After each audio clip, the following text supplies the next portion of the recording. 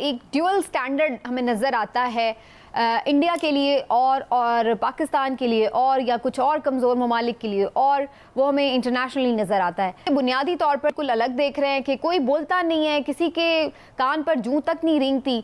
इस चीज़ को किस तरह से पाकिस्तान हाईलाइट कर सकता है? और हम नहीं देख रहे हैं कि इस गवर्नमेंट में कोई इतनी बहुत पोटेंशियल इस पर आवाज़ उठाई हो जो इंडिया के अपने अंदर मुसलमानों के साथ हो रहा है। ये समीना, हमने जो करना था, हमने जो कहना था, हम क्या कर सकते हैं समीना? हम सिर्फ हमने गए हैं OIC, भाई मुसलमान और भी मुसलमान हैं, उनको कुछ नहीं होता। कि जनाब आपके जो हिंदुस्तान के हमारे नेशनल सिक्योरिटी एडवाइजर हैं अजित डोवाल, उनकी मुलाकात हुई है, DGISI उस वक्त थे जनरल फैज हमीद, उनसे दुबई में रहा है। अजित डोवाल साहब ने बीजेपी हाईकमांड को लिखा है कि जनरल फैज हमीद को चीफ किसी सूरत नहीं बनना चाहिए। तो होता क्या है कि मुझे फौरन फोन आ जाता है जी, ट्वीट के 10-15-20 मिनट बाद ही फोन आ गया।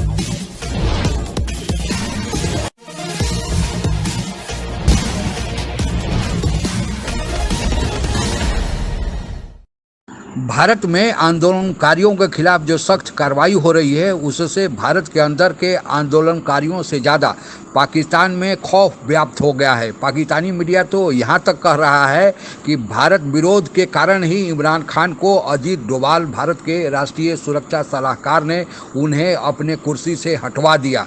पाकिस्तान के इसी खौफ को बयान करती आज की परिचर्चा, आइए सुनते हैं। तो एक ड्यूअल स्टैंडर्ड हमें नज़र आता है इंडिया के लिए और पाकिस्तान के लिए और या कुछ और कमज़ोर ममालिक के लिए, और वो हमें इंटरनेशनली नज़र आता है। बुनियादी तौर पर जो यहाँ पे पहले गुस्ताखी की गई है रसूल अकरम सल्लल्लाहु अलैहि वसल्लम की शान में, फिर उसके बाद जो उस पर प्रोटेस्ट हुआ है उनके अंदर मुसलमानों ने जो किया इंडिया में वो, और उसके बाद उन प्रोटेस्टर्स के साथ उन पर गोलियां चली हैं, 2 लोग मार दिए, और उसके बाद फिर अब उन्होंने ये भी किया है कि कुछ लोगों के घरों तक को आग लगा दिए जाकर जो प्रोटेस्ट में शामिल थे।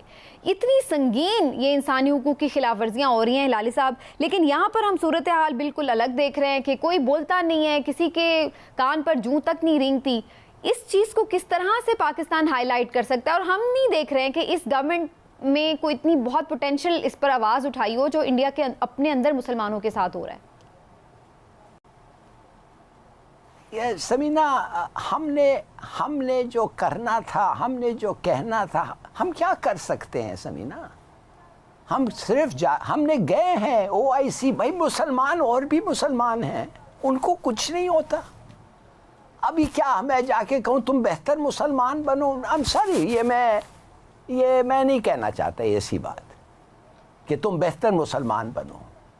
अगर आपको समझ नहीं आ रही है जो हिंदुस्तान में आ रहा है, ओ मुसलमान जो और मुल्कों के जो बाहर, अगर आपको समझ नहीं आ रहा है, अगर आपको इंटरेस्ट नहीं है, तो मैं कुछ नहीं कह सकता।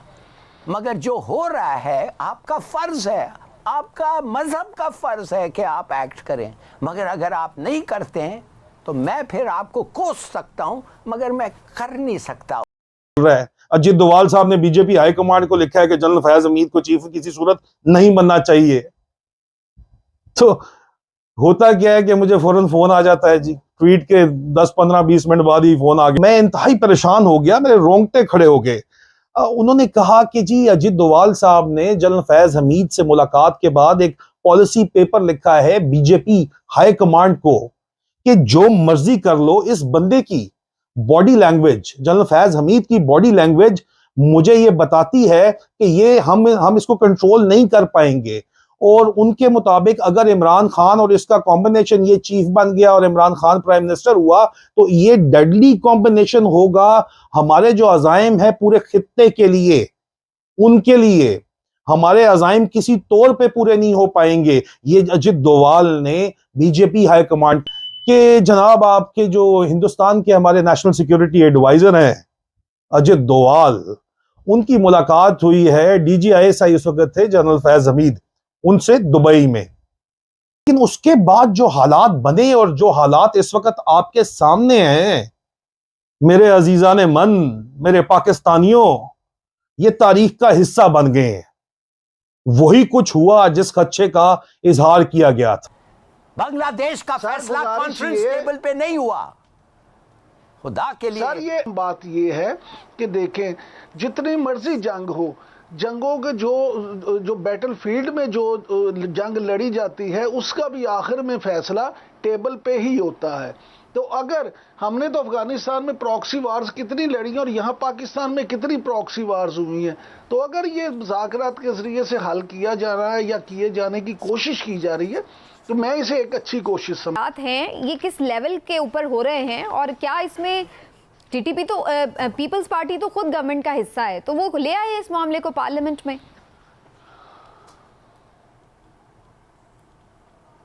देखिए ये कितना छोटा सा मामला है, पार्लियामेंट में ले आओ या तुम एज अ गवर्नमेंट उनके साथ डिस्कस करो।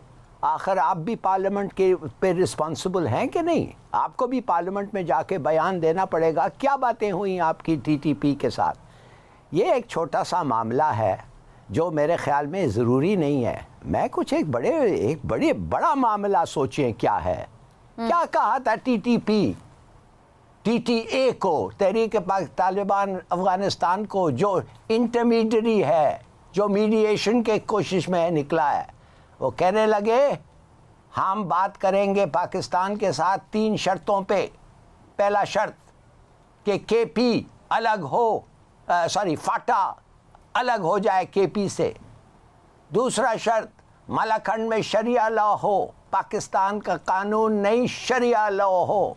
तीसरा हम पूरे पाकिस्तान घूम सकते और ख़ास तौर हमारे इलाक़ों में हथियार समेत, ये भी हमें चाहिए।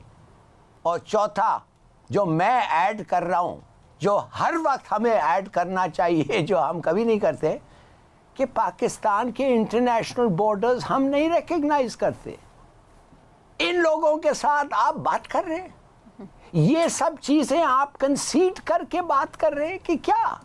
मुझे कहा गया नहीं ये कंसीड नहीं हुआ, ये एक जिरगा बात कर रही है उनके साथ, हम ऐसे कुछ नहीं कर रहे हैं। आप जिरगा को सपोर्ट कर रहे हैं, एडवाइस कर रहे हैं, और जिरगा आपको रिप्रेजेंट कर रहा है, और आप समझते हैं हर वक्त बातों से कुछ हो सकता है, इनके साथ बातों से हो सकता है। 74 साल हो गए अफगानिस्तान के 1 मिनट के लिए या प्रेसिडेंट हो या एमीर हो या बादशाह हो, कभी उन्होंने नहीं रिकग्नाइज किया है पाकिस्तान की सॉवरेनिटी और पाकिस्तान की control of the borders including the Durand line. और मेरा ख्याल है ये किसी के लिए भी काबिल कबूल नहीं होंगी ये शराइत मानना।